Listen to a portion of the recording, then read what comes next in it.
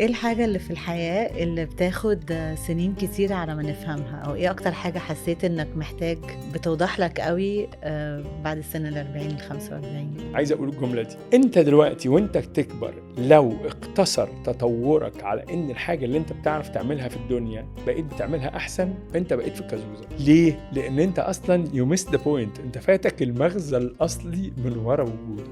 أنت هنا عشان وأنت إبان ما أنت بتتعلم تعيش أحسن، وتكتسب مهارات أكتر، وتعمل شغلتك بطريقة أحسن، وتتعلم إزاي تديل مع الدنيا بطريقة أحسن، وإزاي تديل مع الناس بطريقة أحسن، وإزاي تمانج حياتك بطريقة أحسن. الأهم من كل ده إنك تبقى بتتعلم تفهم نفسك بطريقة أحسن، تعرف إزاي نفسك ما تعطلكش عن وظيفتك الأصلية بطريقة أحسن، تفهم إزاي تتصرف في عيوبك، سواء بإنك تعرف تسيطر عليها أو تعرف تعالجها لأن العيوب أنواع، ودي يعني التعامل معهم بيبقى بطرق مختلفة. تتعلم يعني إيه تبقى كويس.